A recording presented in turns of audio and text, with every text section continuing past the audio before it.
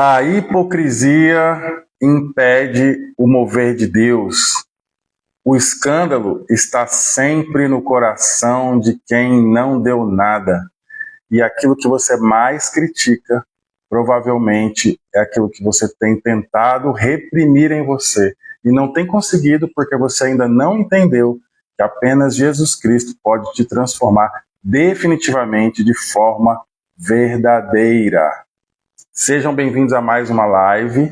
Nós vamos começar mais uma sequência de lives com assuntos relacionados à religiosidade, hipocrisia e tudo que impede você de desfrutar o melhor de Deus, a revelação da palavra, o poder, a cura, os milagres, os sinais e a prosperidade.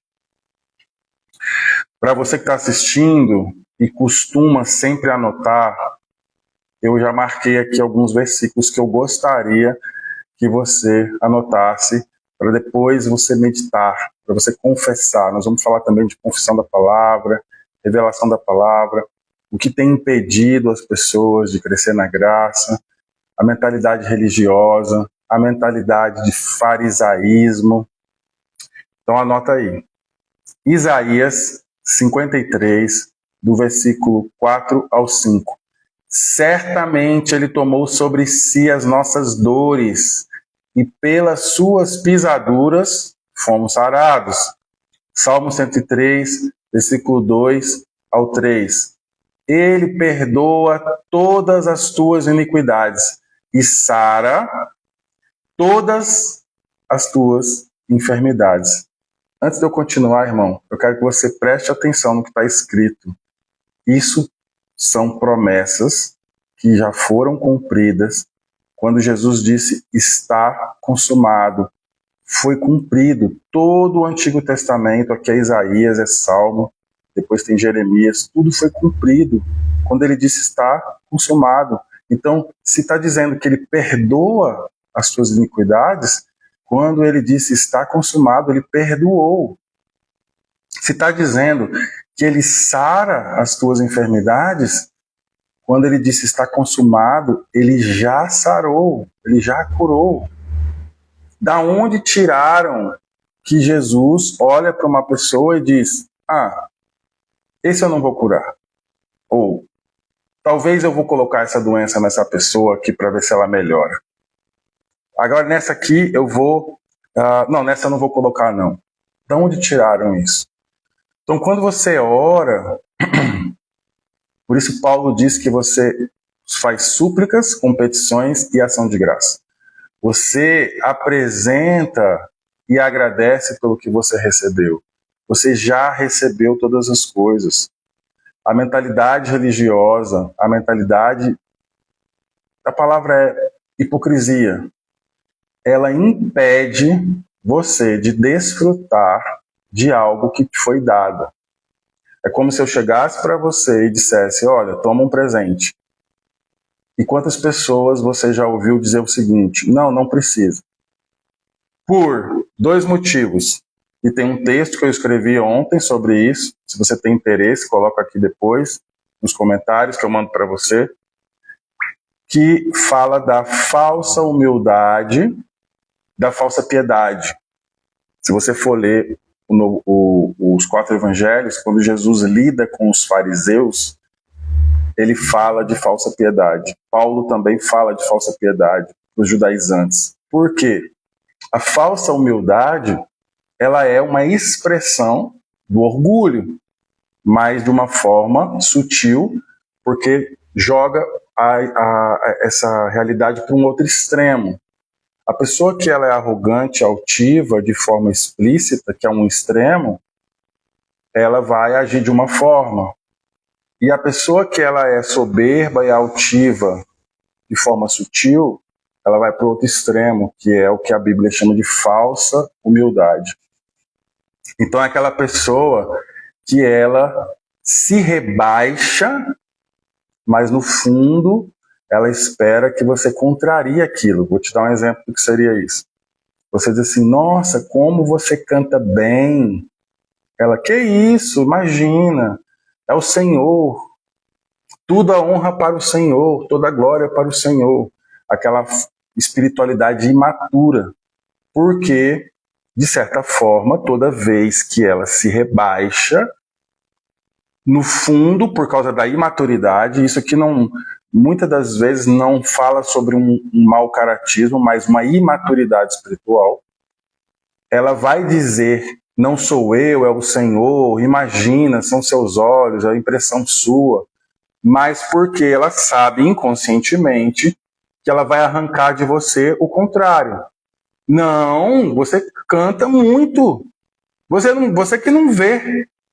Então, isso alimenta, isso é uma falsa humildade. E já tem o outro extremo, que é o arrogante, e diz, eu canto, eu sou o melhor. Qual é o caráter de Cristo? É a convicção de quem você é nele. Por exemplo, se você foi chamado como um embaixador de Cristo, e ele te deu autoridade para isso, e quando ele disse para os apóstolos, eu recebi toda a autoridade que está no céu e na terra, e vos dou, ali constituiu-se uma autoridade apostólica, ao qual fundou as primeiras igrejas, e, consequentemente, ao longo dos 2000 anos até os dias de hoje, toda autoridade constituída, ela vem primeiro a partir da formação apostólica. Por mais que algumas doutrinas digam que não existe mais apóstolos, eu não creio, porque não há na Bíblia um momento em que você enxergue o espírito da profecia falando através da boca daquelas autoridades que eram os apóstolos, Paulo, João, Pedro, dizendo o seguinte, olha, então vai chegar um tempo que isso vai se encerrar e vai haver um outro tempo onde a autoridade vai mudar de formato e ela vai ser agora a partir disso, daquilo, daquilo outro. Você não encontra. Então, existem documentos históricos, existem informações da igreja, da história da igreja. Eu não sou especialista para debater sobre isso, mas eu fico com a Bíblia e com o Espírito, a palavra e o Espírito. Então, a autoridade apostólica, ela funda igrejas e ela edifica essas igrejas e forma, os outros ministérios saem disso, né? A igreja é fundada de forma apostólica, depois forma-se pastores, forma-se evangelistas, formam-se, né, profetas e mestres a partir disso. Isso está em Efésios capítulo 4, tá? Eu vou passando aqui, você vai anotando e depois você faz seus estudos.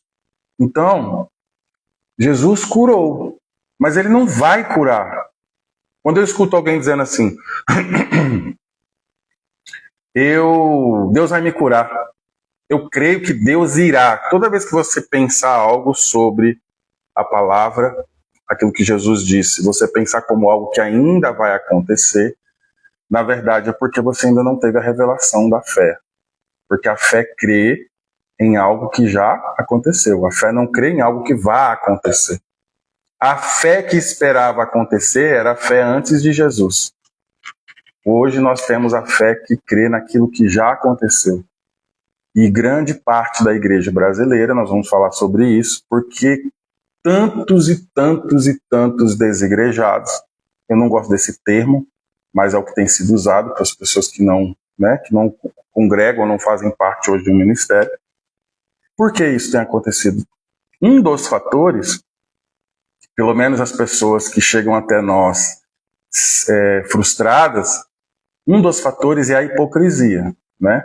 É a pessoa, ela é imatura, às vezes emocionalmente, às vezes espiritualmente, e ela vai conviver num ambiente de hipocrisia. Tem gente que, eu já vi muita, não sei se você talvez já viu, as pessoas citarem aquele, essa igreja é cheia de hipócritas, então venha porque você é mais um. E sempre a gente cria subterfúgio e justificativa para continuar fazendo as mesmas coisas erradas. Que coisas erradas seriam isso? Vamos analisar a interpretação de Jesus em relação às pessoas. Jesus sentava com os pecadores e ele era criticado por isso. Aí os fariseus vão dizer, os fariseus atuais, né, contemporâneos, vão dizer assim, mas as pessoas que seguiam Jesus não permaneciam as mesmas, elas eram transformadas.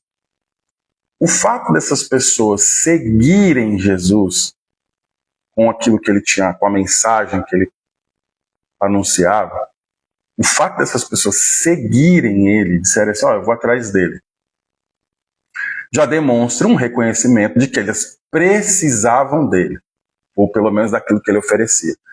Mas aquelas pessoas iam por causa dos milagres. Sim, mas elas reconheciam que ele fazia milagres, e elas usufruíam daquilo. Depois ele começava a anunciar outro tipo de mensagem, ou algumas pessoas continuavam seguindo ele, outras pessoas se dispersavam. Qual que é o importante dessa mensagem? Jesus continuou anunciando a todos, fazendo milagre a todos, sinais a todos, e ele nunca se preocupou com isso.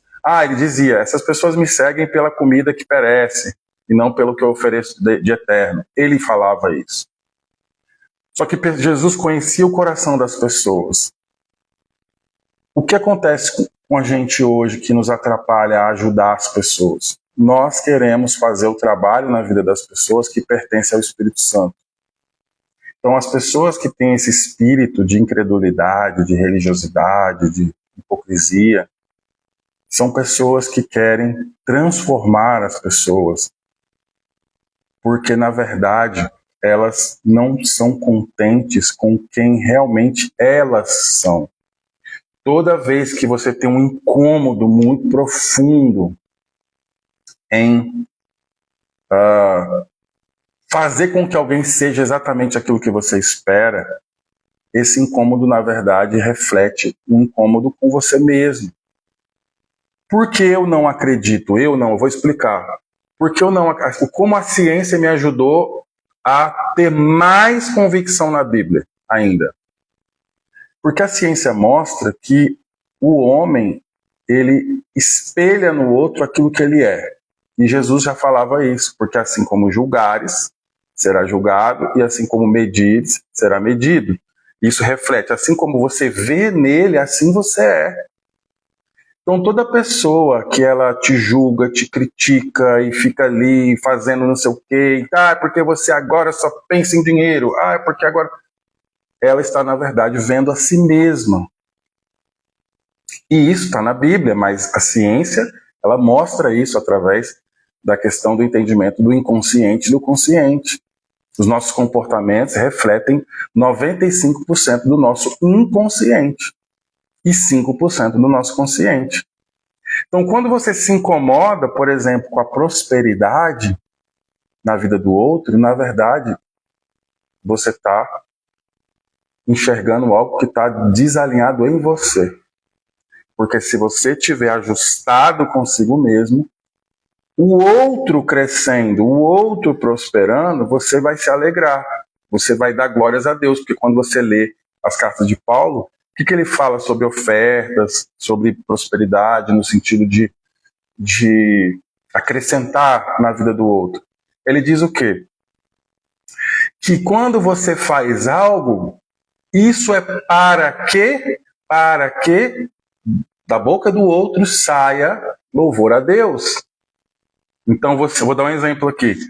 Você me dá uma notícia hoje que você comprou um carro novo. Isso gera louvor a Deus, porque eu vou dizer, quando você me contar o que você fez, eu vou dizer, glória a Deus!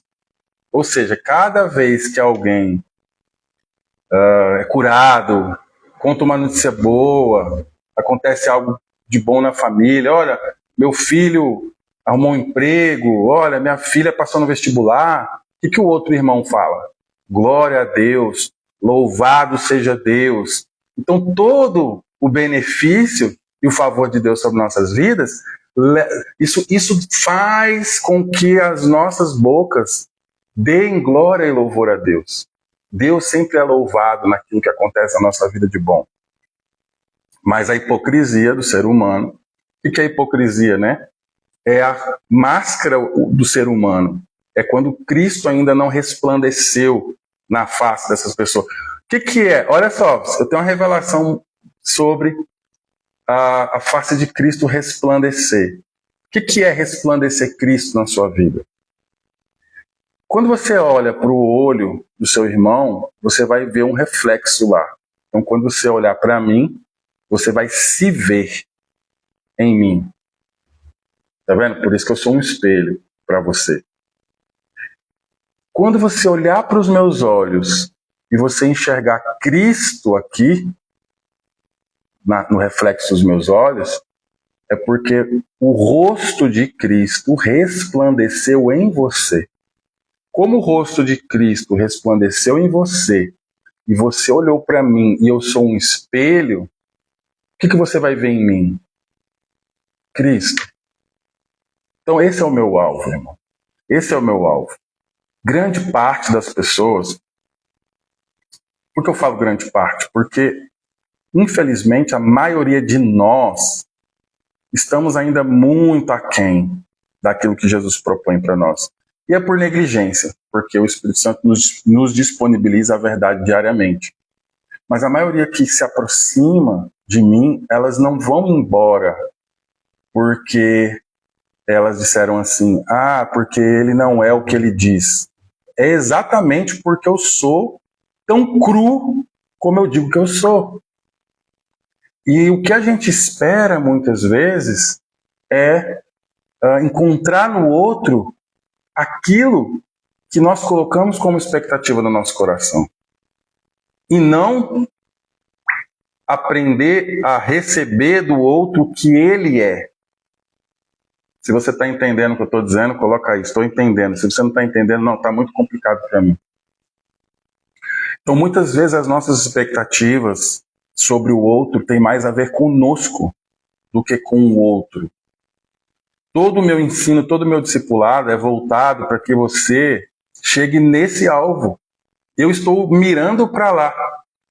Eu estou mirando para que o rosto de Cristo resplandeça em minha face.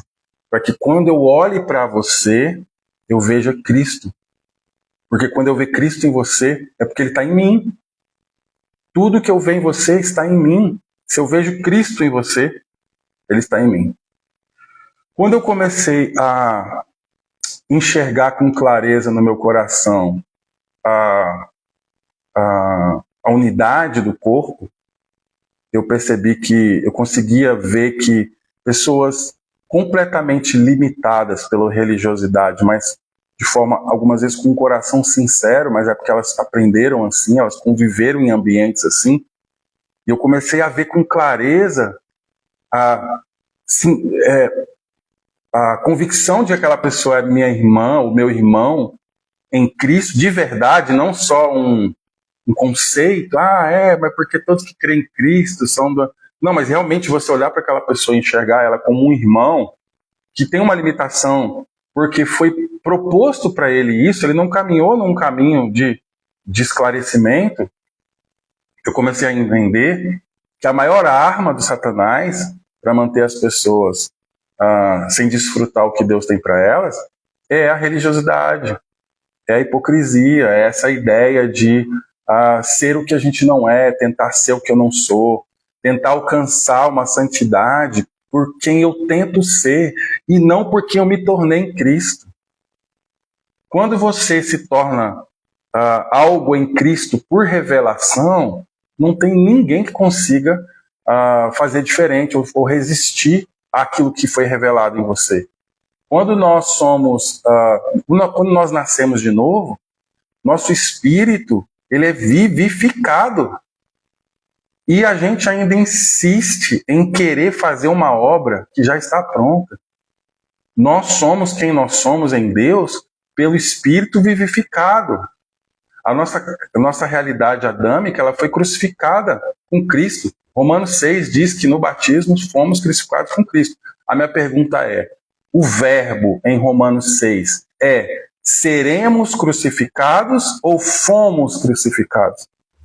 Eu preciso entender o verbo. Se na Bíblia está dizendo que eu fui, e eu preciso conhecer o mínimo, eu não sou um cara bom em gramática, nem bom em português, mas eu sei passado, presente, gerúndio e futuro, pelo menos.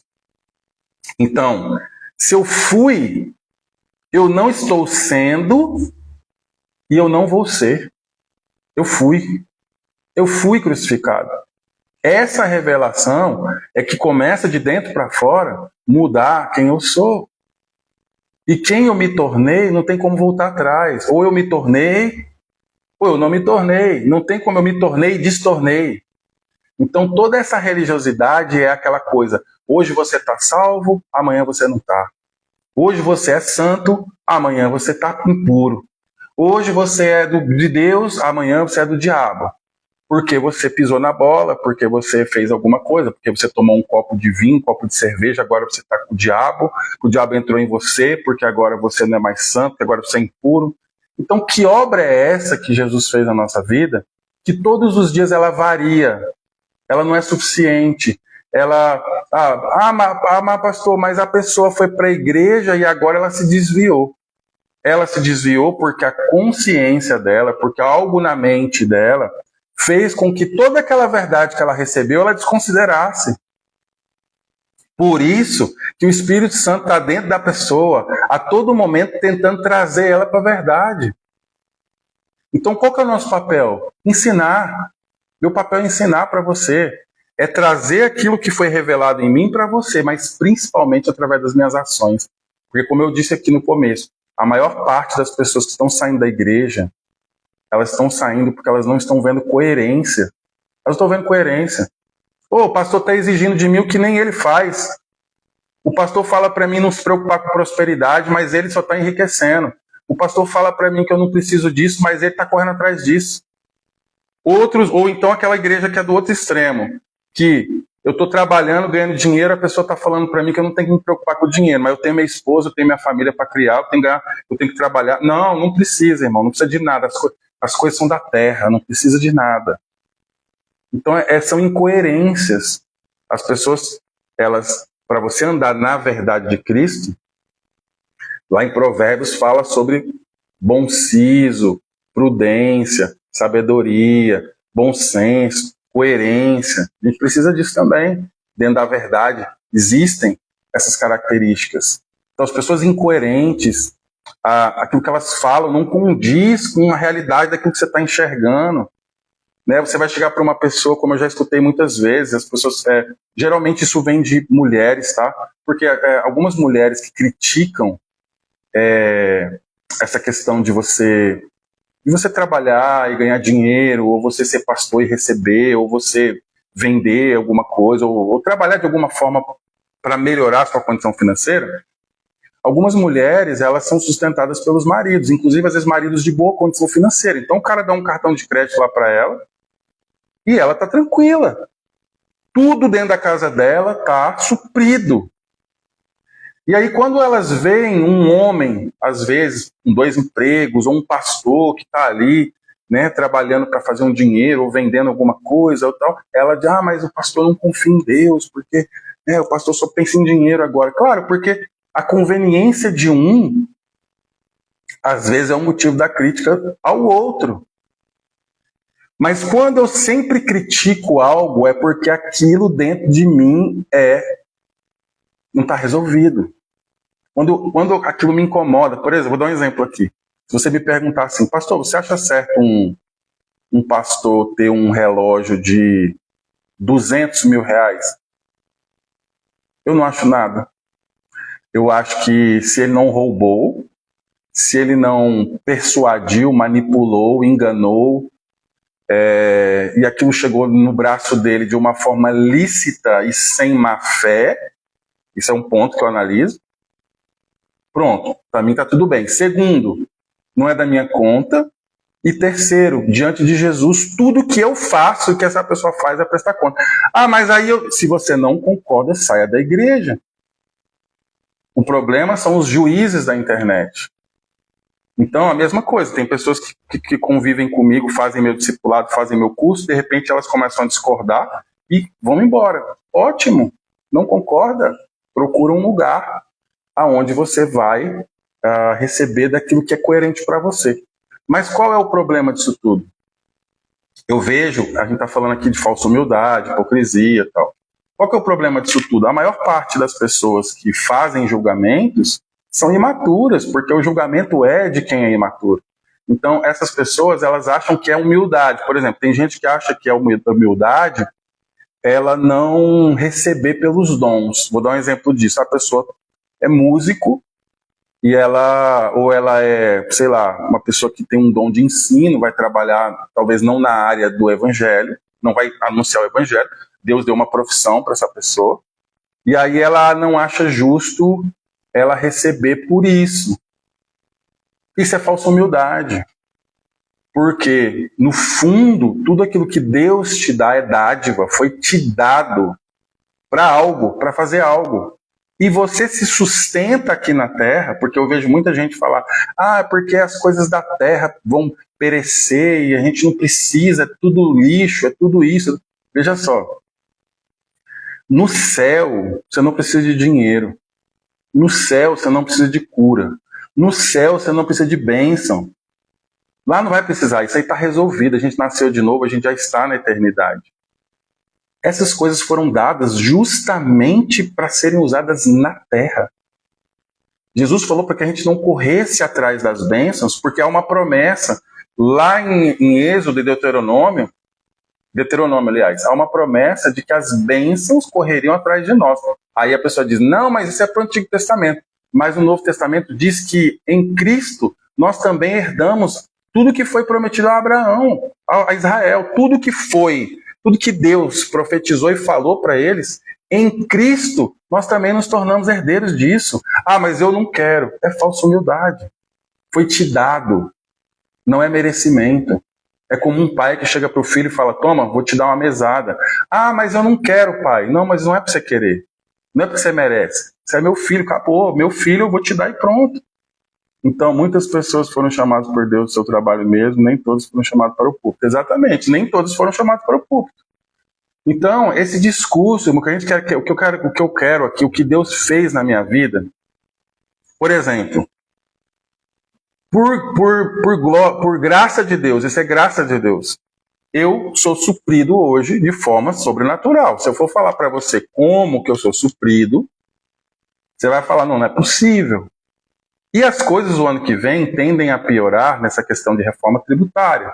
Então, o que eu já coloquei na minha cabeça? Se Deus me supriu até hoje, desde que eu saí do ventre da minha mãe, o governo pode fazer o que ele quiser. Eu sou suprido por Deus. Deus usa pessoas. Tem pessoas próximas. Eu falei até uma frase ontem, vou deixar ela registrada aqui no vídeo. O escândalo, ele sempre está no coração de quem não deu nada. E a parte da Bíblia que justifica isso que eu estou te falando é Judas. Judas nunca deu nada para ninguém. Quem que se escandalizou quando a mulher deu para Jesus? Ou quando ela se expressou através de... Aquilo era recurso financeiro. O perfume que ela tinha, equivalente a 1 ano de salário. O que Judas fez? Se escandalizou. Aliás, ele não se escandalizou. O escândalo já estava no coração dele. E hoje... Quando, por exemplo, pessoas me ofertam, pessoas me abençoam, elas simplesmente acordam e falam, eu vou ofertar na vida do Léo porque eu vejo Deus fazendo através da vida dele. Aí o outro se escandaliza. O outro que não dá nada. Aquele que não oferta nada é o que se incomoda. É o que critica. Então, porque o escândalo está no coração de quem não deu nada. E por estar com o coração em escândalo, é que essa pessoa não consegue manifestar o fruto do Espírito, que é o amor, que é a alegria, que é a generosidade, que é a bondade. É o coração de Judas. Então, todas as vezes que eu deixar de desfrutar aquilo que Deus me dá, porque é dado, é como se fosse assim, não é porque você merece, não é porque você é bonito, não é porque você ora mais, não é porque você jejua mais, eu te dei porque eu sou seu pai. E Cristo morreu na cruz para que você recebesse. Então não é por causa de nada que você fez, é porque o meu filho fez. Toda vez que eu rejeito isso, há uma disfuncionalidade aí na minha fé, porque, Deus me dá, mas eu digo que não precisa. Aquela pessoa que diz assim, eu não faço nada esperando em troca. Por quê? Porque lá em Coríntios, a carta de Paulo aos Coríntios, né, diz assim, o amor não espera nada em troca. Aí a pessoa pega aquele versículo, diz assim, o amor não espera nada em troca, irmão. Eu não semeio esperando nada em troca. Aí a pessoa, não, mas eu não faço, eu não ajudo as pessoas esperando nada em troca. Aí tem aquele conceito de que, eu estou amando. Se você chegou a esse ponto, é uma pergunta que eu quero te fazer. Se você chegou a esse ponto de fazer sem esperar nada em troca, é só você fazer uma análise para saber se você alcançou esse amor, que é a estatura do varão perfeito, que é Cristo. Se você chegou nesse amor, eu não cheguei. Então, por que você se frustra com as pessoas que não te reconhecem? Por que você se frustra com as pessoas que te abandonam? Por que você se frustra com as pessoas que não, de alguma forma, retribuem o tanto que você se esforçou para ela? Quando você ficou 1 ano acompanhando aquela pessoa e ela virou as costas para você e falou mal de você, por que você se chateia? Você não espera nada em troca? Então, quem eu vejo que está andando em 1 Coríntios 13, que não espera nada em troca, é aquela pessoa que, por exemplo, que já aconteceu várias vezes comigo, e eu sei que eu não alcancei esse amor, essa plenitude, porque algumas vezes eu me chatei com as pessoas. Aí eu mesmo pergunto para mim, cara, mas você está chateado por quê? Você não fez por amar ela, você não disse que amava ela foi embora, te traiu, falou mal de você e você está chateado. Então você estava esperando o reconhecimento e a recompensa. Então, todo mundo que tem expectativa não ama ainda, vai chegar, vamos chegar lá. Não ama no nível de Cristo, porque Cristo não esperou nada, ele fez o que ele tinha que fazer. E ele sempre disse o seguinte, para mim, o meu alimento é fazer a vontade do meu Pai. Eu não estou preocupado se você vai reconhecer o que eu estou fazendo. Então, toda vez que você achar que está fazendo por amor, né? Eu semeio por amor, eu não semeio para colher. Eu semeio para colher. Por quê? Porque a Bíblia diz assim, todo aquele que semeia, colherá. Eu vou contra a palavra está dizendo que eu vou colher, aí eu digo que eu não quero colher. A palavra está dizendo que tudo que você fizer ao próximo, né, vai vir para você. Não, mas eu não quero a recompensa. Isso é falsa humildade. Porque se eu não quero a recompensa boa, porque quando alguém, vamos dizer assim, me descredibiliza, acontece muito, talvez aqui o pastor Felipe está aqui, a missionária Milka está aqui, não sei se acontece com vocês, comigo acontece muito. Você se dá o máximo pelas pessoas, no sentido de ensinar, de acompanhar, de apacentar, e no outro dia ali a pessoa já está dizendo que você está tudo errado, que o que você faz não é assim, que, né? Não acontece? Eu, num primeiro momento ali, os primeiros, 2 dias, eu fico, rapaz, mas que sacanagem, essa pessoa ingrata, a pessoa não reconhece o que a gente faz. Aí, o Espírito Santo coloca o quê? Isso aí já me alertou no sentido de mudar minha mente. Dizer assim, mas você fez para receber dela a recompensa ou minha a recompensa? A recompensa vem de Deus. A maior parte das minhas ofertas, irmãos, vem de pessoas que não se beneficiam do meu ministério, como se fosse assim. Ela não é apacentada, ela não faz discipulado, ela simplesmente, porque Deus é que move o coração das pessoas. Então, se você todo momento se deixar ser conduzido pelas suas emoções, seus sentimentos, sua justiça própria, você não vai conseguir andar naquilo que Deus está propondo diariamente. Você tem que ser movido por aquilo que Deus mostrar para vocês e sem questionar. As pessoas geralmente que me ofertam, primeiro, tem 2 coisas operando aí. Colheita na minha vida, do que eu planto, e a graça de Deus que me chamou e me sustenta, principalmente a graça, né? Mas a graça me dá semente para eu plantar e a graça me dá colheita. Deus é quem dá semente, Deus é quem dá terra, Deus é quem dá colheita. Deus é quem dá tudo. É a graça. Só que ele coloca a semente na minha mão. Agora mesmo eu estava preparando o celular para fazer a live e um pastor da Paraíba, de João Pessoa, ele estava entrando no trabalho dele, ele na cabeça dele deu lá dele mandar uma oferta. Do nada. E a gente não se falava há um bom tempo, talvez 3, 4 meses. Então Deus, ele move as pessoas. Agora, o que tem escândalo no coração, ele vê uma coisa dessa e ele é todo cheio de merecimento, de justiça própria. Não, porque tem que trabalhar para ganhar, não pode receber fácil assim. O que ele faz? Ele retém, porque ele quer fazer justiça com o que ele tem na mão. Geralmente quem tem poder na mão, poder é dinheiro, influência, ele quer fazer a justiça das coisas. Então essas pessoas, elas acabam retendo o que Deus coloca na mão delas por causa da justiça. E eu vou trabalhar 10 horas por dia para dar dinheiro para pastor? Não é isso que as pessoas falam? Por quê? Justiça própria. Elas não entendem nada da fé. E às vezes são cristãos. Às vezes são cristãos. Vou falar muito de cura, de prosperidade e levar você para a fé, tá? Porque a cura e a prosperidade é para a terra. A fé é para a eternidade. Mas eu quero mostrar para você como a cura e a prosperidade fazem parte da fé para o período que você está vivendo aqui na terra. Só que você tem que usar isso para construir a sua fé, edificar a sua fé, para você andar em fé para construir as coisas da eternidade. Porque realmente as coisas da terra vão ficar aqui.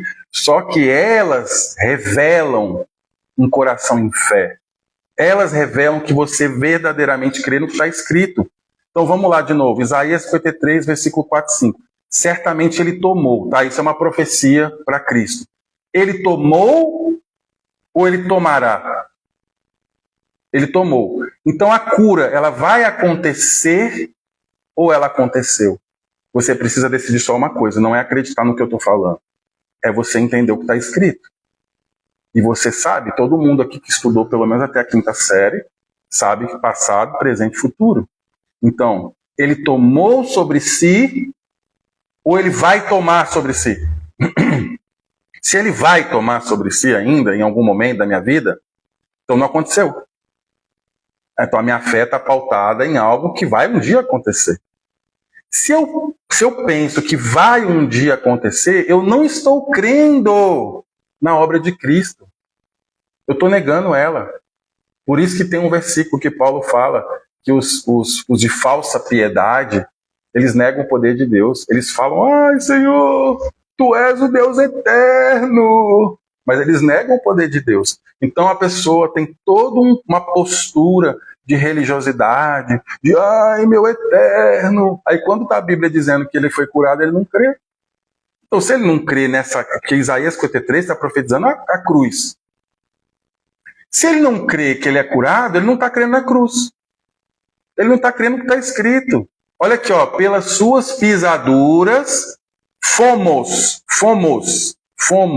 sarado, passado. Já foi curado. Não vai ser. Ninguém vai ser. Não tem jeito. Se você acorda todo dia esperando algo acontecer, é porque você não creu. Porque o dia que você crê, mesmo não vendo com os olhos naturais, tá? Você pode olhar para sua conta bancária, tá zero aí. Tá zero. Mas você diz assim, obrigado Jesus porque eu sou rico. Só que a convicção de que eu sou rico. Porque o rico, o rei, a Bíblia diz que somos reis e sacerdotes, anda como rei. Ele anda. Você acha que o rei ele anda como rei porque tem dinheiro? Ele anda como rei porque ele sabe que ele é rei. Então todos os nossos comportamentos são pautados naquilo que a gente crê. Então eu creio que meu Deus é grande, mas eu ando como se meu Deus fosse pequeno. Eu creio que eu sou rico, que a Bíblia diz que eu sou, aí vem as interpretações religiosas, né, farisaicas. Não, mas ele não está falando de riqueza material, está fazendo de riqueza. A riqueza que mais importa, porque é aquela que produz tudo. Tudo que você vê no material foi criado primeiro na eternidade. Se Deus te deu riqueza eterna dentro de você, que é o Espírito Santo habitando em você, você tem muito mais do que dinheiro, você tem mais do que tudo. Você é mais rico do que o Elon Musk. Só que às vezes a gente, eu me incluo nisso, às vezes a gente não entende isso. Aí a gente fica se comportando como mendigo. Veja só, outra coisa. Ai, meu pai, eu sou pó. Eu não sou pó. Romanos 8 diz que ele vivificou o meu espírito e com ele o meu corpo mortal. E eu não sou pó, eu sou espírito. Romanos 8, medite em Romanos 8. Eu meditei em Romanos 8 quando eu morava em Gravatá por 2 anos. Romanos 8 e Romanos 12. Eu meditei mais, mas agora estou falando de Romanos 8. Eu não sou pó, eu não sou verme e eu não sou miserável. Se você é uma decisão sua de onde você está apontando sua fé. Quando Jesus morreu na cruz, ele levou sobre si. Aí você tem Romanos 8 para dizer quem você é hoje. Você se tornou filho de Deus, co-herdeiro com Cristo. Você nasceu de novo. Você tem um espírito vivificado. Se você crê mais na sua realidade temporal do que quem você se tornou na eternidade, você ainda está na Terra. Você ainda está vivendo do que o seu olho natural vê. Por isso que a pessoa fica, estou preso no pecado. Porque eu sou pó, porque eu sou verme, porque eu sou isso. Por quê? Porque você está vendo a Terra. Quem você é aqui. Agora, eu não vejo mais quem eu sou aqui. Por isso que eu não me preocupo com certos detalhes que as pessoas falam. Mas você não fala sobre o pecado, você não prega contra o pecado. Porque o pecado é da Terra. Se você tem a consciência de quem você é na eternidade, o pecado não tem poder sobre você a ponto de te aprisionar e você não conseguir ser livre dele. Então, quem é que está preso na pornografia? Quem é que está preso nas drogas? Quem é que está preso no adultério? Quem ainda anda na terra. Quem não entendeu quem se tornou. Aí o cara não tem a revelação de quem ele se tornou, ele está preso no pecado ainda. Então ele não consegue ser livre da pornografia. Aí ele vai tentar ser livre da pornografia no braço, na carne. Eu não vou mais assistir, vou quebrar esse computador, eu não vou mais passar em frente à banca de jornal, porque eu vou fugir da aparência do mal. Ele está preso isso aí, no braço, querendo sair do pecado no braço. A forma de você sair do pecado é você ter a revelação de quem você é. Romanos 8, você nasceu de novo, você tem o Espírito vivificado, você agora se tornou filho, você é co-herdeiro com Cristo, você já está na eternidade, você está assentado à direita do Pai. Aí as pessoas não querem essa verdade, sabe por quê? Porque tira toda a justiça própria delas. Tira toda aquela aparência de piedade. Ai, Senhor eterno, tem misericórdia de mim, porque eu sou tão pecador. Tira isso dela. Essa falsa humildade. Isso é orgulho, soberba. Por que é soberba? Porque o orgulho ele se expressa de duas formas. Falsa humildade e arrogância. Tem duas formas. Então, quando eu vejo, eu não julgo, tá? Mas quando eu vejo uma pessoa que ela tá lá, ai, eterno, miserável homem que sou, e me julgando. Faz sentido para você? Isso aí? Faz? Ela tá tão espiritual, tão clamando pela misericórdia de Deus e julgando, porque ela se acha tão espiritual, tão humilde, que quando ela olha para o irmão, ela diz, aquele irmão é um desviado, é um herege, porque olha lá o que ele está falando, ele não prega sobre pecado, ele não fala sobre pecado, ele não fala sobre isso aqui, porque ele é um desviado. Então, você não sabe quem você é ainda. Você vai chegar na casa do seu pai, eu vou lá para Belo Horizonte para casa do meu pai, eu não fico assim, pai, dá licença, Senhor, meu pai, posso abrir a geladeira? Pai, posso sentar aqui? Oi, pai, bom dia, como... Não, eu chego na casa do meu pai com toda reverência, eu tenho reverência pelo meu pai, mas eu estou na minha casa. Eu abro a geladeira, eu sento na mesa, eu como, eu pego o que eu quero comer, com respeito, com honra. Então, vamos sair dessa religiosidade, quebra essas crenças erradas que veio, sei lá, do catolicismo, do protestantismo reformado, sei lá de onde veio. Veio lá dos fariseus, né? Do Jesus, que Jesus sofreu com isso. Os caras queriam matar Jesus a toda hora. Jesus chegava e falava, Jesus, o verbo que se fez carne. E os fariseus faziam o quê? Vão matar ele. Agora, a Bíblia diz qual era a obra da carne operante nos fariseus. Era a inveja. Porque eles viam Jesus ser aquilo que eles não conseguiam, porque eles não criam naquilo. Toda pessoa que te critica, assim, que pega no seu pé, é porque você é muito libertino, é porque você vive de uma forma muito assim, não parece que você é... Toda pessoa, ela está presa nisso. Não é que você vai viver, porque o seu comportamento, ele vai dizer quem você é. Você é respeitoso, você é uma pessoa de palavra, você é uma pessoa de honra, você é uma pessoa verdadeira. Isso é o que mostra o seu caráter. Não é aquela como é que fala? Usos e costumes. Não é isso que mostra quem você é. O externo em si não mostra quem você é. Isso é a capa. Então, eu me visto como crente, falo como crente, ando como crente, mas meu coração é podre. Porque eu não entendi ainda que eu sou nova criatura, nova criação, né? E criatura eu era, eu me tornei filho agora. Eu sou nova criação. Que agora eu sou um filho. Um filho, ele anda com outra postura. Ele anda diferente. Por quê? Porque ele foi livre do pecado, ele foi livre das amarras. Ele foi... A Bíblia diz que nós somos tirados de um charco de lodo. Ele nos colocou numa rocha, Cristo. Ele se revela através de nós. O rosto de Cristo se resplandece através de nós. Então, quando você anda assim, o simples fato das pessoas conviverem com você, você pode estar falando de vários assuntos diferentes, mas o simples fato das pessoas conviverem com você, elas vão ser livres. Elas vão ser livres. Essa questão mesmo financeira, não adianta. Se Deus disse que vai te suprir, todo aquele que reter, olha que interessante, isso aqui é outra revelação. Tem uma pessoa que falou para mim, não dê muito conteúdo na internet, porque as pessoas não querem coisas profundas, elas querem coisas superficiais. Para a questão de algoritmo, de internet, certo, é verdade. Mas eu estou distribuindo o conteúdo que Deus me dá para as pessoas serem livres. Quem Deus levar esse vídeo, essa pessoa tiver a sede de assistir, de receber, glória a Deus. Eu vou chegar diante de Jesus com a minha tarefa cumprida. Então, quando você tem um coração que você realmente você foi desconstruído dessas amarras religiosas, toda vez que alguém comete uma injustiça com você, isso é uma revelação.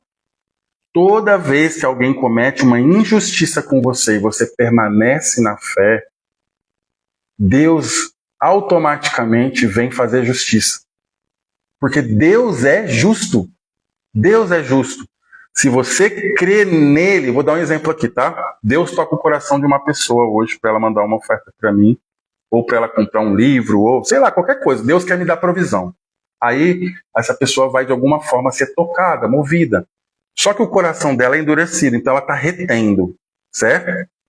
Mas Deus não é fiel com o que ele fala? Deus não é justo? Se ele disse, olha, eu vou te suprir, eu vou te suprir. Então, quando aquela pessoa retém, automaticamente Deus vem fazer justiça. Ele levanta outra. Só que a justiça de Deus não é igual a do homem. O homem é 2 mais 2, 4. Então, toda vez que alguém retém, a justiça de Deus vem com abundância através de outra. Se você entender isso, você não vai mais ficar contra ninguém, porque você sabe que Deus cuida de você. Se o seu patrão foi injusto com você, permaneça fiel em Cristo, respeite e honre aquela pessoa que é seu patrão, sua autoridade, porque Deus vai fazer justiça com um emprego melhor. Ele tem que fazer, sabe por quê? Ele não tem como ir contra a palavra dele, ele é justo, ele é fiel. Se você está crendo que ele é galardoador, e a Bíblia diz isso, ele é fiel, ele é justo e ele é galardoador daqueles que o buscam, daqueles que o temem, daqueles que creem. Ele já vai ter que abrir uma porta melhor para você, porque você está sendo o que ali?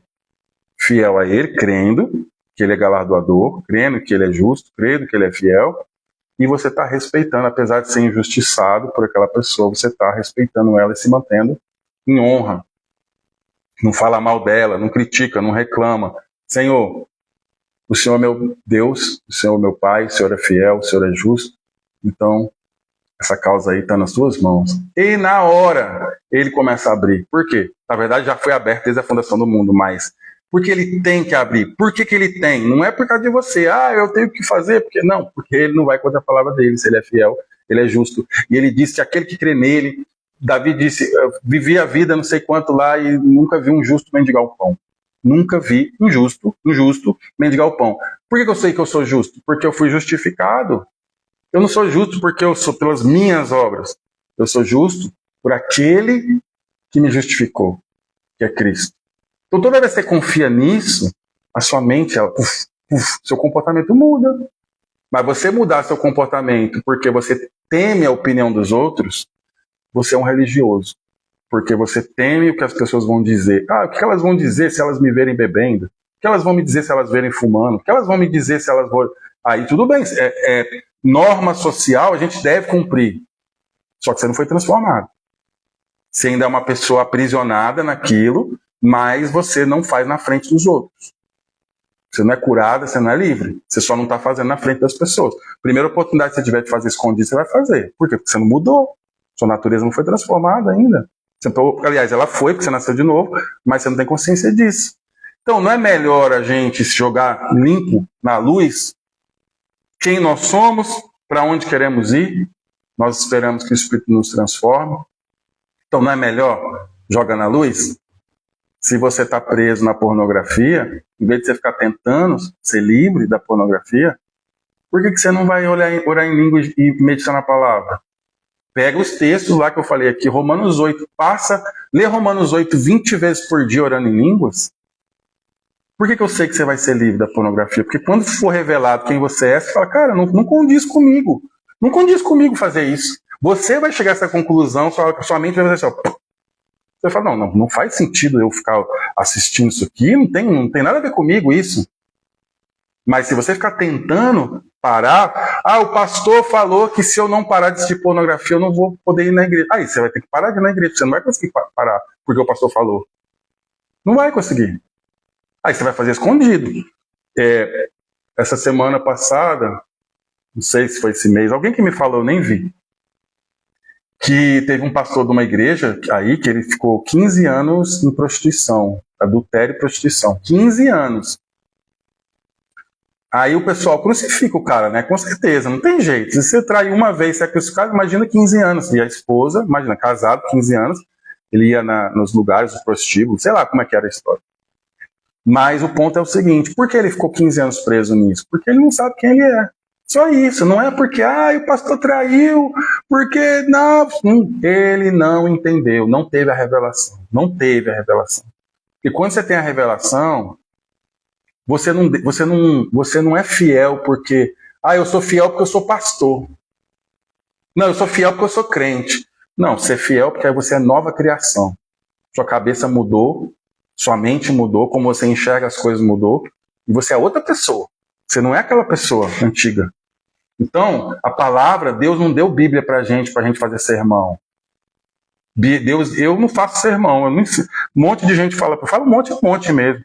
Eu não vou assistir mais o pastor não, porque ele não prega a palavra, ele só fica falando um monte de coisa lá. Beleza, eu leio a palavra pra mim.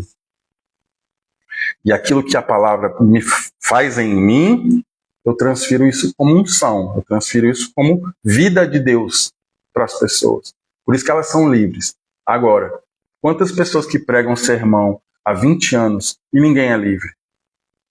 Porque o sermão é um estudo. Agora, a palavra revelada, ela é transmitida de espírito para espírito. E o espírito, a unção, ela quebra o jugo que aprisiona a mente das pessoas. E aí, o espírito revela a verdade. Por que teve um pastor que estava assistindo a minha live, e aí chegou num dia, vou falar, pois, como testemunho, aí teve um dia ele mandou R$1.000 para mim. Por quê? Porque ele disse, eu estava assistindo sua live, eu já era ofertante. Só que quando você falou de semente, aquilo explodiu dentro de mim. Então eu já era ofertante, mas eu era ofertante como uma prática. Não como uma revelação, um comportamento. Então o que foi que quebrou algo na mente dele e o Espírito expandiu e revelou a verdade da semente dentro do coração dele? O Espírito Santo. Não foi eu. Eu só transmiti o que estava revelado em mim. Eu transmiti a vida de Deus em mim. A unção quebra todo o jugo. E aí quebrou o jugo, as amarras que aprisionavam a mente da pessoa, paradigma, fortaleza, sofisma, raciocínio humano. Quebrou isso na cabeça da pessoa. Agora, ele não precisa mais ninguém chegar para ele e dizer assim, você tem que ofertar, cara. Você tem? Não, porque ele não tem que fazer nada. Ele faz por quem ele se tornou. Porque ninguém tem que fazer nada. Eu sempre falo, no Evangelho não tem nada que é para você fazer por obrigação. O Evangelho não te obriga a fazer nada. O Evangelho te torna alguém que faz as coisas diferente. Se você foi transformado, não precisa ninguém falar. Quando eu vejo vídeos aí na internet, gente, porque não existe dízimo, porque não existe isso, porque não tem que dar dinheiro para a igreja, não tem que dar não sei o quê. Se você não tem a revelação, talvez seja melhor você não dar mesmo. Porque se você não dá por revelação, você deve estar dando por algum outro motivo. E a gente tem que dar por fé. Eu creio que eu sou abundante, eu creio que eu sou transbordante, eu creio que eu sou generoso, e por isso eu dou. Eu creio que eu sou próspero, eu creio que eu sou rico, eu creio que eu sou isso, por isso eu faço. Então vou anotar aí mais uns versículozinhos e vamos encerrar, né? Porque senão vai ficar muito longa. Já teve bastante revelação, poder, unção, para você ter sua mente aberta, para você ser livre. Então eu falei Isaías e falei Salmo. Agora Jeremias 17:14. Sara-me, Senhor, e serei sarado. Salva-me e serei salvo. Jeremias. Profecia, cruz. Sara-me, Senhor, e serei sarado. O que ele fez na cruz? Cumpriu. Então você não vai ser mais, você já é sarado. Quando Jeremias profetizou, ele estava falando sobre o futuro. Quando Jesus morreu na cruz, ele cumpriu. Então não é mais para o futuro, já aconteceu. Salva-me e serei salvo. Tetelestai, está consumado. Quem creu, está salvo. Tudo aconteceu já na cruz. Não vai acontecer mais nada na sua vida. Você só vai receber daquilo que você crê que já aconteceu. Então, Mateus 8, versículo 16 e 17. Jesus cura. Aí tem uma lá em Mateus 8, tá assim, ó. Para que se cumprisse o quê? Que Isaías falou. Ele mesmo tomou as nossas enfermidades e levou as nossas doenças. Levou, passado. Ele levou, tomou as nossas enfermidades. Eu preciso, quando ler a Bíblia, eu preciso ver os verbos. Não tem nada que tem no Novo Testamento que está falando sobre o que vai acontecer, a não ser as profecias para os últimos dias. Aí ele fala, nos últimos dias serão assim, assim. Aí tudo bem. Mas o que foi cumprido em Cristo, já está tudo feito. 1 Pedro, capítulo 2, versículo 24. Pelas suas feridas, fostes, passado, fostes sarados. Marcos 16, versículo 17 e 18. Imporão as mãos sobre os enfermos e eles ficarão curados. Está falando de ficarão, de futuro, por quê? Porque é uma ação de quando alguém estiver doente, você vai lá crendo que a cura já foi recebida, e quando você impor as mãos, então está falando de futuro, porque é em caso de você ir até alguém. Aí Tiago, capítulo 5, do 14 ao 15, diz assim, a oração da fé salvará o doente. Mesma coisa, oração está falando de futuro, porque alguém que estiver doente, você vai ter que ir lá orar. Mas aonde tem poder na sua oração? Quando você crê no que eu falei lá, Isaías, Salmos, Jeremias, 1 Pedro. Agora, versículos para você anotar relacionados à prosperidade. E para quem entrou agora, estou falando os versículos porque no início da live eu disse que a religiosidade, a hipocrisia, a mentalidade religiosa, ela impede você de receber aquilo que Deus já te deu, porque você nega por falsa humildade ou por orgulho aquilo que Deus te deu como uma forma de falsa piedade, né? Mas depois quem entrou agora assiste de novo. Então vamos lá. Deuteronômio capítulo 8, versículo 18. É ele quem te dá força para adquirir riquezas. Espera aí. Se Deus está te dando força, está dizendo que ele te dá força para adquirir riqueza, ele é contra você enriquecer? A gente, às vezes, para entender a Bíblia, você tem que ficar fazendo pergunta. Peraí, se ele me dá força para adquirir riqueza, ele é contra eu enriquecer? Se ele fosse contra eu enriquecer, ele não me dá força para adquirir riquezas. Ah, pastor, mas isso aí é lá para o povo de Israel. Sempre a gente vai querer jogar para algum lugar a verdade para a gente não ficar com ela, né? Provérbios 10, 22. Olha só, Provérbios 10, 22. A bênção do Senhor traz riqueza e não adiciona dores. Então, se a bênção do Senhor traz riqueza, ele é contra você enriquecer? E se está dizendo que não adiciona dores, ele está falando que para você enriquecer você precisa morrer, de sofrer, de trabalhar, igual um camelo. Se a riqueza fosse proporcional ao seu trabalho, não era bênção. Era proporcional ao seu trabalho. A riqueza do Senhor não é proporcional ao seu trabalho. A riqueza do Senhor é proporcional à bênção que ele te deu.